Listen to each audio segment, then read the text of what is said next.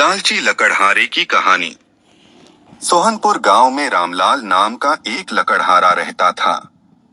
वो अपनी जीविका चलाने के लिए गांव के पास के ही जंगल से रोज लकड़ियां चुनता और उन्हें बेचकर कुछ पैसे कमा लेता था। इसी तरह उसका गुजारा चल रहा था। कुछ दिनों के बाद रामलाल की शादी हो गई। उसकी पत्नी बड़ी खर्चीली थी, इसलिए अब उतनी लकड़ियों को बेचकर घर चलाना मुश्किल हो गया था। ऊपर से रामलाल की पत्नी कभी नए कपड़े खरीदने के लिए तो कभी किसी दूसरी चीजों के लिए रामलाल से बार बार पैसे मांगती थी। अगर पैसे न मिले तो रूठ जाती। रामलाल अपनी पत्नी से बहुत प्यार करता था, इसलिए उसकी नाराजगी वो बर्दाश्त नहीं कर पाता था। रामलाल ने ठान लिया कि वो अब ज्यादा लकड़ियां इकट्ठा करके बेचेगा, ताकि उसकी पत्नी को रोज रोज पैसों की कमी न हो। पत्नी की इच्छा पूरी करने के लिए आज रामलाल घने जंगल तक चला गया और बहुत सारी लकड़ियां चुनकर बाजार में बेच दी। ज्यादा लकड़ियों के ज्यादा पैसे मिले तो खुश होकर रामलाल ने सारे पैसे अपनी पत्नी को दे दिए। अब रोज रामलाल ऐसा ही करने लगा। देखते ही देखते उसके मन में लालच इतना बढ़ गया कि उसने धीरे धीरे पेड़ काटना भी शुरू कर दिया।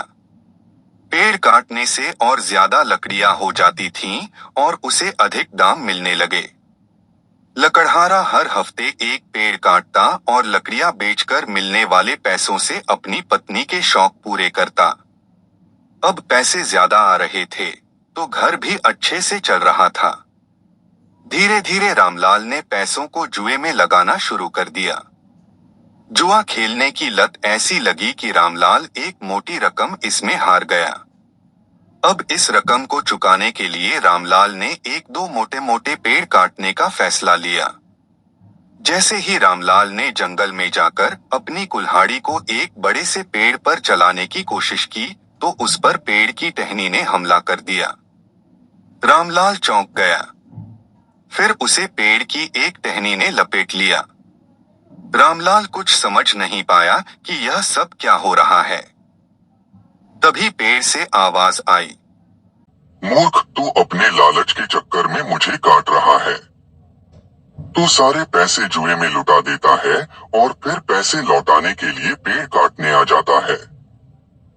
तुझे पता है कि पेड़ कितने कीमती होते हैं। हमारे अंदर भी जान बसती है और हम तुम इंसानों को जीने के लिए हवा, धूप में छाया और भूख को शांत करने के लिए फल देते हैं। लेकिन तू अपने स्वार्थ के लिए हमें ही काट रहा है। पेड़ ने कहा, आज तू रुक, यही कुल्हाड़ी मैं अब तेरे ऊपर चलाऊंगी। पेड़ की टहनी कुल्हाड़ी से रामलाल पर वार करने ही वाली थी कि वह गिड़गिड़ाने लगा। उसने माफी मांगते हुए कहा, मुझसे गलती हुई है, लेकिन मुझे सुधरने का एक मौका दो। अगर आप मुझे मार दोगे तो मेरी पत्नी का क्या होगा? वो अकेली पड़ जाएगी। आज से मैं किसी पेड़ को नहीं काटूंगा, यह प्रण लेता हूँ। यह सब सुनकर पेड़ को रामलाल के ऊपर दया आ गई। उसने रामलाल को छोड़ दिया। छूटते ही रामलाल भागकर अपने घर गया और पैसों के लालच में न आने का संकल्प ले लिया। कहानी से सीख, लालच में आकर पर्यावरण के साथ खिलवाड़ नहीं करना चाहिए। हमें ऑक्सीजन पेड़ से ही मिलती है।